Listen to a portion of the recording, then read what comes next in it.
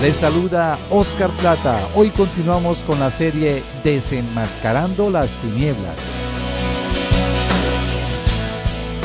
Iniciada esta serie el viernes anterior y trataremos el segundo tema. ¿Por qué se me dificulta acercarme a Dios? ¿Por qué se me dificulta acercarme a Dios? Tú nos creaste con un propósito. Bueno, y para resolver este interrogante está el pastor Ángelo Becerra, pastor de la comunidad Vida con Propósito de las Asambleas de Dios. Buenos días, Ángelo, y bienvenido. Muy buenos días, Oscar, y estimados oyentes que nos escuchan en esta mañana. Esperamos resolver este interrogante importante. ¿Por qué se nos dificulta acercarnos a Dios? Bueno, estamos hoy estrenando una nueva presentación del programa Vidas con Propósito, del que tal vez usted escuchó algo diferente a lo que tradicionalmente escuchaba. Y queremos hacer algo nuevo en este segundo año que iniciamos de... tercer año que iniciamos de Vidas con Propósito. Vamos a pedir por ahora a Gonzalo que nuevamente nuestro apreciado control que está acá, que nos apoya, para que los oyentes se identifiquen ahora con esta nueva presentación de Vidas con Propósito. Las misericordias de Dios se renuevan cada mañana. Su voluntad es buena, agradable y perfecta. Bienvenidos a una nueva emisión de Vidas con Propósito, para volver a vivir. Bueno, gracias a nuestro apreciado amigo Gonzalo, el gran control de esta emisora. Y bueno, ya que retomando el tema del día de hoy, ¿por qué se me dificulta acercarme a Dios? ¿Alguna vez ha querido orar y pasó algo que lo impidió? ¿Te habías propuesto ir a congregarte y llegó una visita inesperada? ¿Tenía todas las intenciones de leer la Biblia y te acordaste de algo urgente para hacer? ¿Prometiste no volver a recaer en un pecado y cuando te diste cuenta lo estaba cometiendo? Seamos claros, todos sin excepción hemos tenido luchas en relacionarnos con Dios. Algunos con un buen tiempo de ser cristianos aún tenemos dificultades a la hora de acercarnos a Dios. Solo los súper espirituales, si es que existen, no tienen ninguna clase de problemas y dudo que así sea. Pastor Ángelo, ¿cuál o cuáles son los enemigos que obstruyen o impiden nuestra relación con Dios? A decir verdad, tenemos, Oscar, 3 enemigos que obstruyen nuestra relación con Dios. Número 1, la naturaleza pecaminosa. 2, el mundo. Y como tercero, el diablo. El primero es directo, o sea, está en el interior, que es la naturaleza pecaminosa. Y los otros 2, o sea, el mundo y el diablo, son indirectos, actúan desde el exterior. Es más, Satanás usa tanto a nuestra naturaleza pecaminosa, que es la tendencia hacia los malos deseos, como al mundo, que es el sistema de creencias que contravienen o rechazan a la palabra de Dios para atacarnos. Sin embargo, el vínculo que utiliza el reino de las tinieblas para atraer al hombre hacia sí y distanciarlo de Dios es exclusivamente la naturaleza pecaminosa.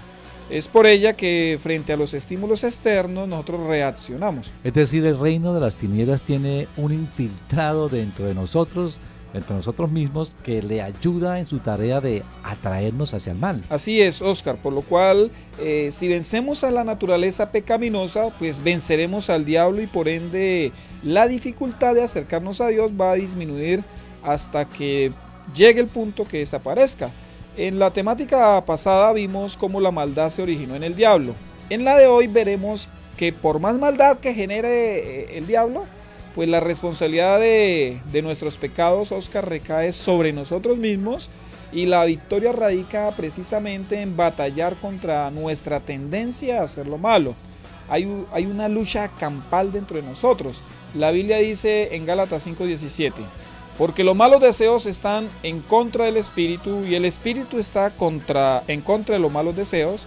El uno está en contra de los otros y por eso ustedes no pueden hacer lo que quisieran. Si la clave o lo esencial para superar las dificultades de acercarnos a Dios está en vencer nuestra naturaleza pecaminosa por encima de nuestra lucha contra el diablo y el mundo, ¿qué debo hacer para alcanzarlo?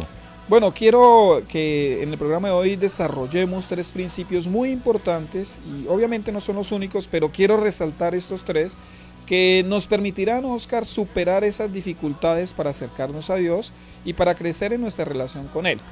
El primero sería entonces, para los que están tomando notas, no esperes ser lo suficientemente santo Romanos 5:8 dice, pero Dios demuestra su amor por nosotros en esto, en que cuando todavía éramos pecadores, Cristo murió por nosotros. Uno de los engaños más letales es creer que primero yo tengo que ser santo para acercarme a Dios. Este es un pensamiento de las tinieblas, Oscar, que está encriptado en la mente de la naturaleza pecaminosa. Si esa fuera la condición, pues nadie podría acercarse a Dios. Jesús no dice, límpiate de tus maldades, de tus malas obras y luego te amaré. Él dice, como te amé y te amo, límpiate de tus malas obras. Es diferente. La Biblia es la historia de un Dios bueno y amoroso que toma la iniciativa en buscar al hombre perverso y pecador. Ángelo, he oído que predicadores en el día de la muerte de Jesús han enseñado, o dice la Biblia, que el velo del templo se rasgó en dos, y algunos interpretan que su significado es que el hombre pecador se puede ahora acercar al Dios Santo. Oscar, en verdad el mensaje que da la Biblia es exactamente al revés.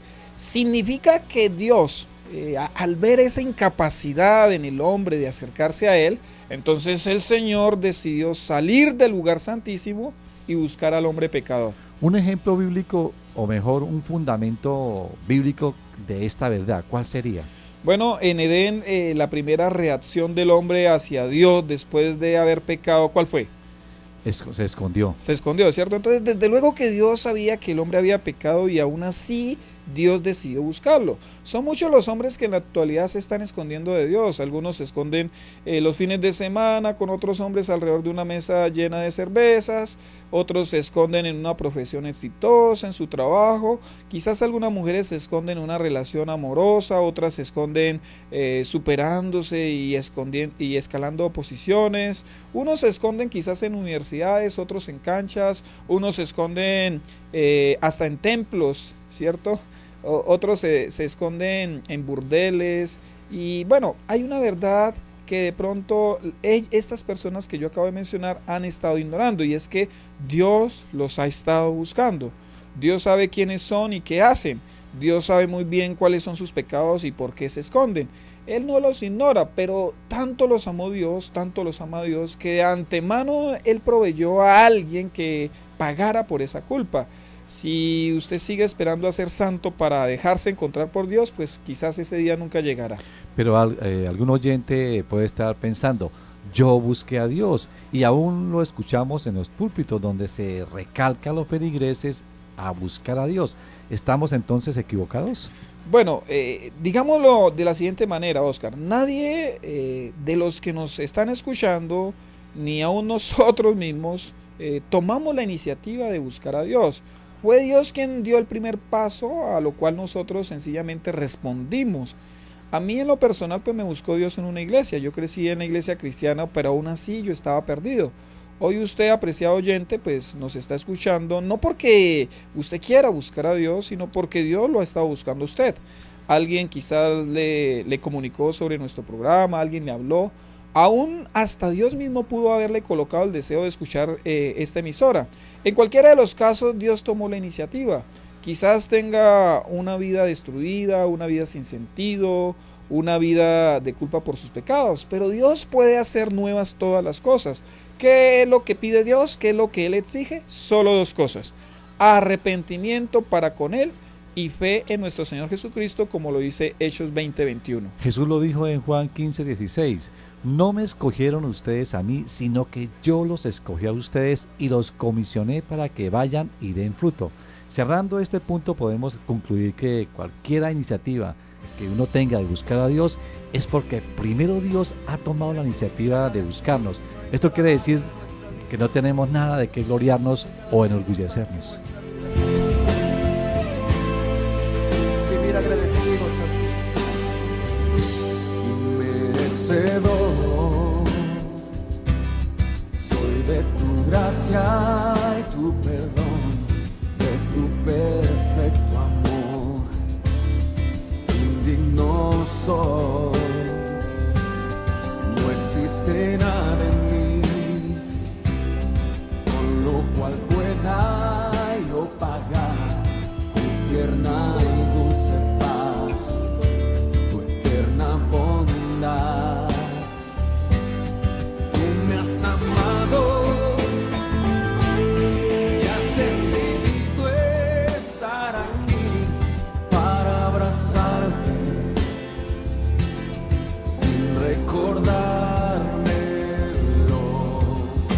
que fui un pecador, que de ti su rostro escondió, que no merecía el regalo de tu amor. Yo quiero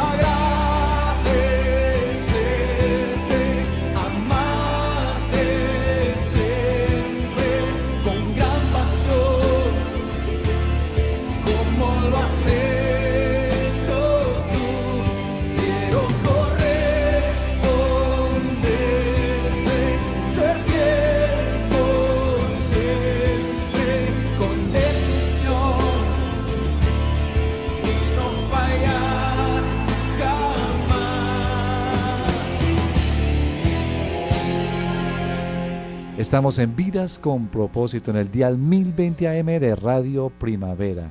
Continuemos con el segundo principio que nos permite superar las dificultades para acercarme a Dios. Vimos el primero, que es no espere ser lo suficientemente santo. Y el segundo, Pastor Ángelo. No obedezca a sus apetitos pecaminosos. Lo repito, no obedezca a sus apetitos pecaminosos.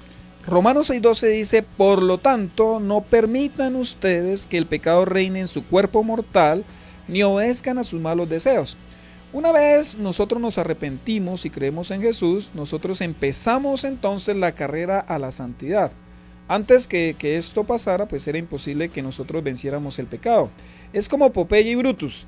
El marinero sin sus espinacas está vencido, pero una cosa es un hombre sin Jesús y otra bien diferente, un hombre con Jesús. Una de las verdades que odia el reino de las tinieblas y que lucha para que nosotros ignoremos o para que no creamos esa verdad es: quien se ha arrepentido y creído en Jesús es libre del pecado. Le podemos decir no al pecado. Aún conservamos sí esa naturaleza pecaminosa, pero tenemos la capacidad de no pecar. Seguimos siendo hombres, pero podemos ser santos. Pero para que esto se dé, Oscar, tenemos que luchar precisamente en contra de esa naturaleza pecaminosa. Quiere decir, Ángelo, que como cristiano, seguidor de Jesús, tengo la capacidad y la responsabilidad de vencer al pecado y así no ser más esclavo del pecado. Mire, Oscar, al decir Pablo, no permitan y no obedezcan, pues con claridad muestra que la responsabilidad de rechazar los apetitos pecaminosos, pues es de cada uno de los que se han arrepentido y creído. O sea, no tiene mucho sentido creer en Jesús y seguir siendo esclavo del pecado. Así que cuando como cristianos hemos pecado, no le podemos no le podemos seguir echando la culpa al diablo, sino que tenemos que asumir la responsabilidad de que nosotros mismos le hemos permitido o nos hemos permitido caer en esa falta. Pablo no solo muestra eso, sino que también declara algo que muchas veces ignoramos. La naturaleza pecaminosa pues está siempre en nosotros. ¿A todos nos pasan entonces malos pensamientos o deseos? La respuesta es sí, a todos. Algunos dicen que no, que ellos jamás, pero sí, es a todos. En últimas ese no es el punto, Oscar. El punto es, ¿qué hacemos con esos pensamientos y deseos? ¿Los seguimos consintiendo? ¿Les seguimos permitiendo que se aniden? ¿Los justificamos? No quiero desanimar a nadie, pero lo cierto es que tendremos que luchar contra nuestra naturaleza pecaminosa. Y un consejito, ¿sí? Con la suya es suficiente. O sea, no trate de luchar contra la naturaleza pecaminosa de su cónyuge, de su hijo, de su amigo, de su papá, de su mamá. No luche contra ellos. ¿Hasta cuándo tendremos entonces que luchar? Pues hasta el día de la redención, o sea, hasta que muramos o hasta que Jesús venga por nosotros si es que estamos vivos. ¿A qué tendré que desobedecerle, digámoslo así, en cuanto a mi naturaleza pecaminosa o a nuestra carne, como lo traduce la Biblia Reina Valera? Bueno, tendremos que desobedecerle a los siguientes pensamientos que están en la naturaleza pecaminosa. ¿Como cuáles? Es que yo soy así. Eso es un pensamiento de la terquedad. Es que yo soy así. O el pensamiento, no puedo cambiar. Es que yo no puedo cambiar. Ese es el pensamiento de la incapacidad. O el pensamiento, este es típico, es que soy débil. Es el pensamiento de la autocomiseración. O el pensamiento, yo no soy tan malo como otros. Ese es el pensamiento de la mediocridad. Se viven comparando con otras personas. O este pensamiento, que es muy sigiloso en los cristianos, Dios me perdonará. Ese es el pensamiento del libertinaje. Se está justificando el pecado. Claro, se justifica el pecado y cree que Dios no le va a juzgar por eso. Existe otro aspecto de nuestra naturaleza pecaminosa que debemos desobedecerle, pues no nos puede dominar e impedir acercarnos a Dios. Sí, Oscar, si nosotros queremos acercarnos a Dios, entonces tendremos que abandonar o rechazar o desobedecerle a la pereza, ¿sí? Por naturaleza nosotros tendemos a ser muy indulgentes con nosotros mismos. Muchas batallas pues las hemos perdido por haber cedido frente a la comodidad o a la pereza. Todas las prácticas, Oscar, espirituales requieren de disciplina. ¿A quién no le pasó que no oró por dormir un poquito más? ¿Sí? ¿Quién dejó de ir a culto porque estaba cansado? ¿A cuántos se propusieron este año en enero leer toda la Biblia y se quedaron por ahí en febrero o en marzo? ¿Sí? ¿Cuántos de pronto no fueron al ayuno porque ese día querían quedarse descansando? Cuando de cosas espirituales se trata, pues a Satanás le encanta agigantar nuestro cansancio o nuestra pereza. No es de admirar, Oscar, que tengamos nosotros la capacidad de ver una película o una novela o un partido durante 2 horas, pero frente a la lectura bíblica, frente a la oración o frente a un culto nos parezca demasiado tiempo.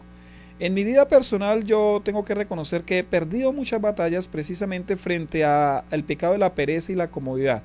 Pero yo he decidido cambiar, he decidido batallar en contra de mi naturaleza pecaminosa. Concluyendo este segundo principio, podemos decir que aunque nuestra naturaleza pecaminosa permanece dentro de nosotros, tenemos el poder para no obedecer sus deseos.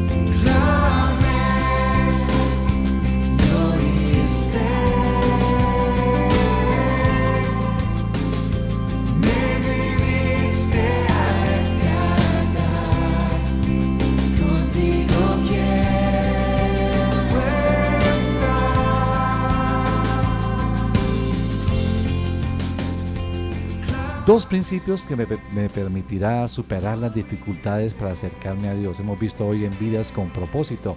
El primero es: no esperes ser lo suficientemente santo. El segundo es: no obedezca sus apetitos pecaminosos, o mejor, su naturaleza pecaminosa. Continuemos con el tercer principio para superar las dificultades de acercarme a Dios. El tercero es: no confíe en sus sentimientos. Lo repito, no confíe en sus sentimientos. Dice Romanos 1:17. De hecho, en el Evangelio se revela la justicia que proviene de Dios, la cual es por fe de principio a fin. Tal como está escrito, el justo vivirá por la fe. Óscar, una relación con Dios no puede estar fundada en las emociones. Algunos me dirán, pero Ángelo, yo no siento nada. Bienvenidos al Club de la Fe. La fe es certeza de lo que se espera y convicción de lo que no se ve. Fe no es certeza de lo que siento y convicción de lo que veo. Si su fe está fundamentada en sus percepciones, pues su comportamiento será ambivalente, será inestable. ¿Por qué? Porque hoy sentimos y mañana ya no sentimos. Nuestras emociones son fluctuantes. Seríamos entonces presas fáciles del reino de las tinieblas si estamos esperando sentir cosas siempre de parte de Dios. Hoy en día lo que separa a los cristianos de Dios no es en última su incredulidad, sino su credulidad en las emociones. Dios ha prometido estar con nosotros siempre. Él ha dicho que cuando oramos conforme a su voluntad, Él nos oye. Él no se ha retractado de que hará presencia cuando nos reunamos. Dios, Él ha prometido que hará presencia y verá cuando nosotros oremos, sea que nosotros lo sintamos o no lo sintamos. Hasta que nosotros no entendamos que Dios no depende de lo que sintamos o no, nuestra fe será muy endeble, Oscar. ¿Qué es suficientemente confiable en nuestra relación con Dios? Pues en esta línea que venimos manejando, que es obviamente fundamentada en la Biblia, lo que es suficientemente estable o confiable en nuestra relación con Dios es nuestra fe. ¿Por qué? Porque la fe se fundamenta en la palabra de Dios. Confíe usted en la absoluta palabra de Dios. El reino de las tinieblas pues no podrá conmoverlo si usted está parado en el ancla firme de la palabra de Dios. Ese estar parado no es solamente saber lo que dice la Biblia, sino poner en práctica las enseñanzas de la Biblia. Dios puede permitirnos experiencias en nuestro caminar con Él, pero a fin de que nosotros maduremos, Dios permitirá espacios en los cuales nuestros sentidos lo van a percibir a Él como que está distante. ¿Qué hace usted cuando Dios parece estar a millones de kilómetros? ¿Usted cómo reacciona cuando le parece que Dios no está interesado en su problema, en su infortunio? ¿Usted cómo actúa cuando no siente a Dios? Si usted no ha pasado por esos momentos, yo se lo garantizo que esos momentos le llegarán. Hace algunos años yo me sentí también así. Yo oraba y sentía que no pasaba nada, inclusive predicaba y no veía que pasara nada. Sentía como un peso del reino de las tinieblas como arreciando contra mi vida y que Dios como que Él no hacía nada. Me sentía molesto y no sabía el por qué. Para mí eso fue un mes insoportable. Hasta por unos momentos me sentí como perdido. ¿Qué fue lo que me ayudó? El saber que Dios no miente. Lo que dice la palabra es superior a mis emociones y es superior también a las circunstancias. Ángel, ¿en su vida diaria ha tenido alguna otra situación contraria? Me explico, donde sea otra persona a la que se desanima porque no ve a Dios actuar o no lo siente. Bueno, permítame contarle una experiencia. En días anteriores estuve con mi hijo Santiago en la librería y él encontró un libro para desarrollar actividades y me pidió que se lo comprara. Inmediatamente yo decidí comprarle 3 libros de esa serie. En efecto, lo hice en un momento que él se distrajo y como él no se dio cuenta que yo había comprado los libros, cada rato me insistía que le comprara su libro, a lo cual yo le contestaba, confía en mí. Por momentos vi que él pensaba que a mí no me interesaba su deseo y trató de desanimarse. Finalmente fue a donde su mamá y le rogó que le comprara el libro y ella le dijo que ya se lo habíamos comprado. Cuando llegamos a casa y destapó su regalo, se alegró porque no le compramos un libro, sino 3. Yo creo que eso mismo es lo que nos pasa con Dios. Una vez estuvimos allá en la casa, yo le recordé lo que le había dicho, confíe en mí. Cuando nosotros, Oscar, nos dejamos llevar por nuestros sentimientos o por las circunstancias que vemos, pues nos desilusionamos generalmente de Dios. Sin embargo, las promesas de Dios son fieles y verdaderas. Yo le diría a nuestra audiencia, no dude usted en la oscuridad lo que Dios le ha dicho a la luz. Ángelo, en la iglesia cristiana es muy común observar el énfasis en las emociones, en el sentir. Incluso se llega a calificar que un culto o que alguna predicación no fue muy ungida porque no sentí nada. ¿Cómo superar esta esclavitud a las emociones que niegan la fe? Nuevamente voy a leer Romanos 1:17. De hecho, en el Evangelio se revela la justicia que proviene de Dios, la cual es por fe de principio a fin. Tal como está escrito, el justo vivirá por la fe. ¿Cuál es el fundamento de la vida del justo, Oscar? La fe. ¿Sí? No lo que yo siento, ¿sí? Si vivimos por lo que sentimos o por lo que yo siento, entonces seré una persona inestable en mi relación con Dios, llevada por las circunstancias, y mi relación con Dios o la decisión de acercarme a Dios pues estará fundamentada en los sentimientos inestables de cada día. Entonces hoy busco a Dios porque lo siento y mañana ya no lo busco porque no lo siento. Pues eso será un gran obstáculo para establecer disciplinas que me permitan crear hábitos para acercarme a Dios cada día y crecer en mi carácter cristiano. Y tendré dificultades y seré como una persona inestable en la iglesia, pues voy a estar en la congregación donde más sienta cosas agradables, y cuando ya no las sienta, cuando ya las deje de sentir, entonces buscaré otra congregación donde sí sienta más cosas, y en última mis relaciones también se convertirán en relaciones inestables. Mi relación con Dios se basa en las decisiones fundamentadas en su palabra. Un ejemplo bíblico de este aspecto. Hebreos 11:17 dice: por la fe Abraham, que había recibido las promesas, fue puesto a prueba y ofreció a Isaac su hijo único. Oscar, si Abraham se hubiera guiado por lo que sentía por su hijo Isaac, pues nunca hubiera obedecido a Dios. Pues ¿qué padre va a sentir quitarle la vida a su hijo, y más si es su único hijo y lo ha esperado durante 25 años? Yo creo que ninguno. Por eso Abraham es el padre de la fe, porque actuó no basado en lo que sentía, sino en la fe. ¿Por qué es tan peligroso actuar o tomar decisiones basadas en lo que siento o mi sentir? Le contesto con la Biblia. Jeremías 17:9 dice: nada hay tan engañoso como el corazón, no tiene remedio, ¿quién puede comprenderlo?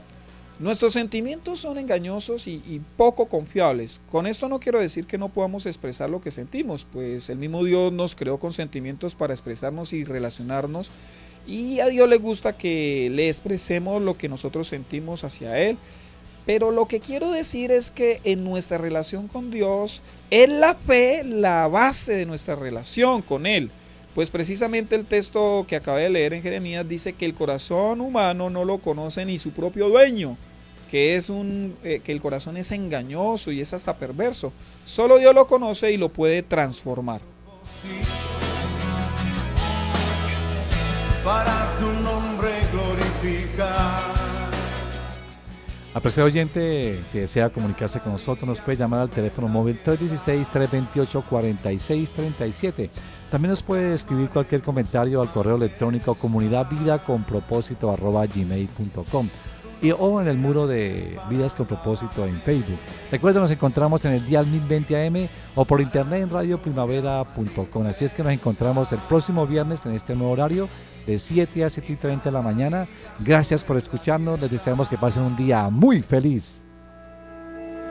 Un nuevo espacio, un nuevo lugar para adorar. Ahora la comunidad Vida con Propósito tiene una nueva sede.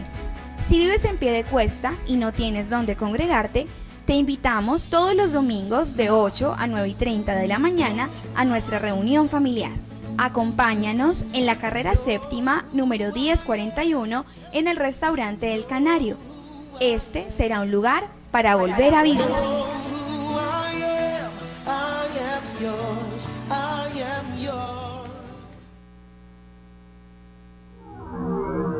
Vives Radio Primavera 1020 AM Bucaramanga HJDZ.